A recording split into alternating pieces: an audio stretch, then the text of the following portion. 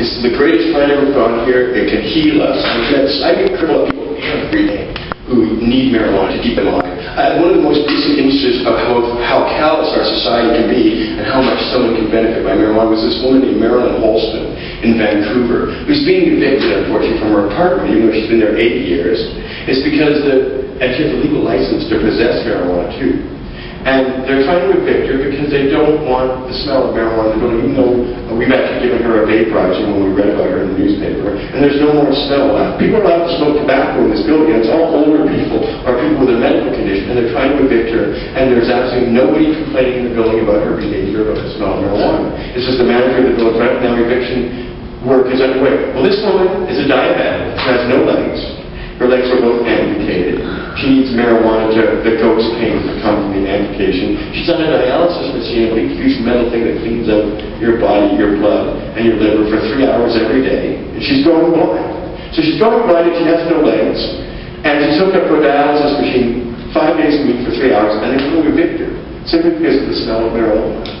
And it's absolutely appalling because if you go to the province newspaper's website, you'll find a massive discussion, and 60-70% of the people are quite sympathetic towards her, and intelligent, and reasonable, and compassionate. But there's a shocking number of people, 30 to 40% of them, maybe 75 people out of the 200 comments, who say she knew the rules, she should get evicted, throw her out. These potheads want special privileges. These potheads. The woman smokes a quarter gram 4 times a day for a total of 1 gram. I don't even consider that a pothead. That's a lightweight. That's not you don't get to be pothead. Just 1 gram a day.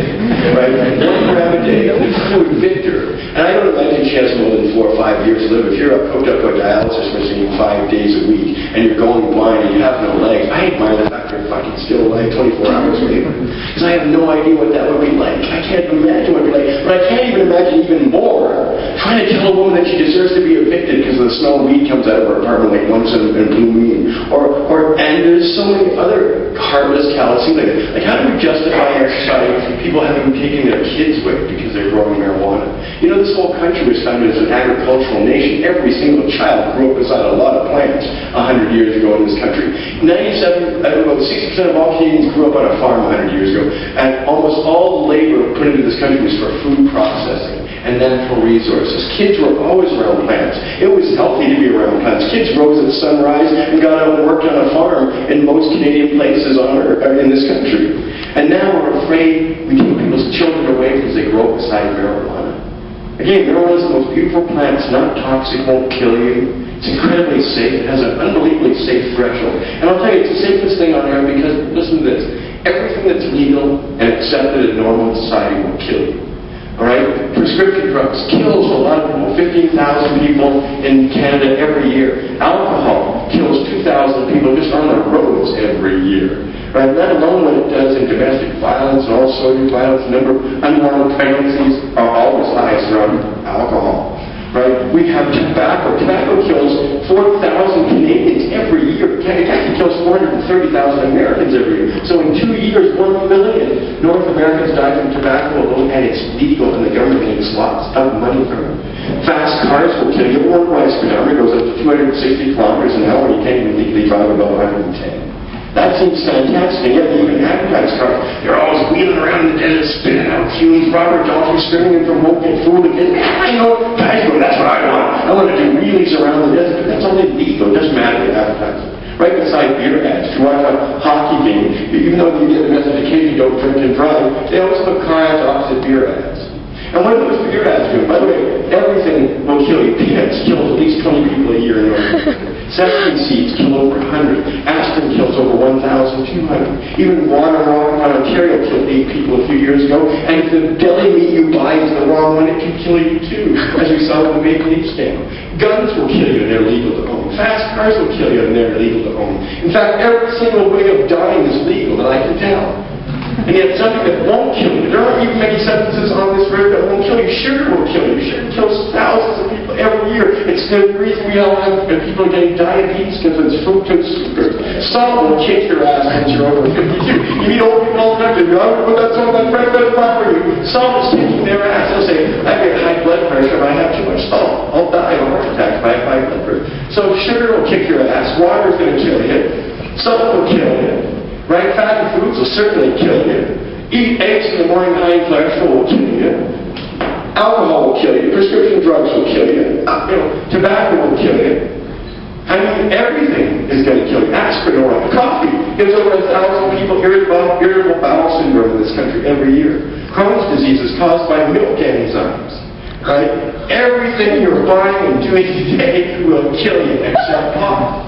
But 250,000 people around the world are in jail for pot right now, even though it's pretty well the only thing on earth that won't kill you. It's not even possible. There's no known record of it. And not only will it not kill you, and here's the incredible thing. Okay, let's just assume that pot's neutral, right?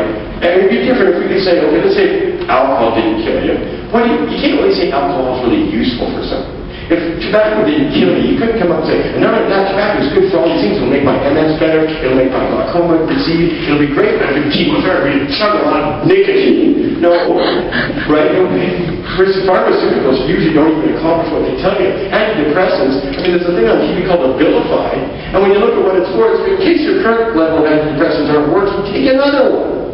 Take Abilify to make your other ones that you're taking on this one all work together. You know what? They don't even know how those things work, and people are trying to commit suicide all the time after getting off antidepressants or even getting on them.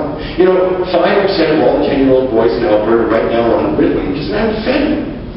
Right? We're giving out drugs to our kids. We're poisoning them with our food, fructose, sugar, salt, everything's killing people. Nobody cares. I don't see the president of McDonald's Tobacco ever called to a courtroom to account for the hundreds of thousands of people he is directly responsible for killing with his product.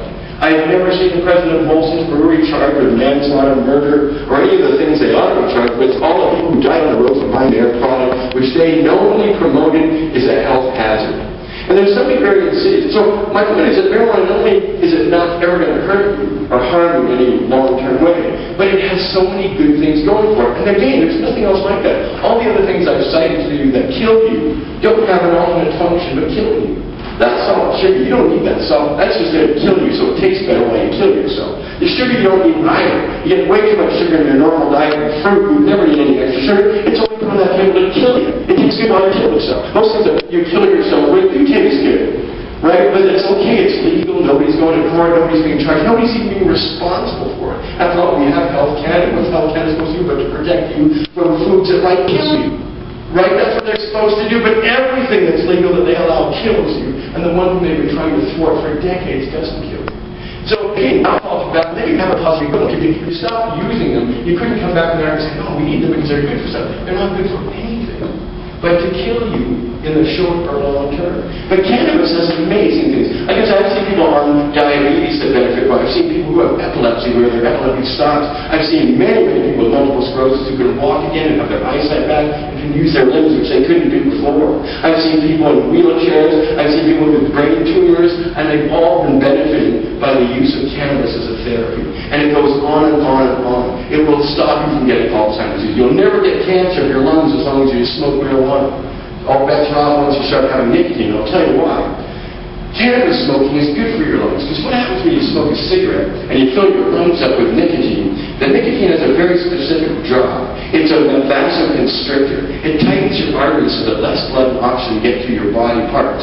And when that happens, you're starved for oxygen, you're starved for blood, you start getting necrosis or cancerous cells, tumors. You can see this quite evidently when you don't even have to smoke it. If you chew tobacco, within 4 years you'll start getting lesions. Because the blood to your area, your tongue, I've seen tongues removed because people chew tobacco. It's very uncommon nowadays because it's really uncool for all of a sudden when they can't talk, because we don't have time to talk. They lost their tongue because they had cancer of the esophagus or cancer of the tongue. They chewed tobacco while playing baseball in Miami Beach, and that's where it was most common.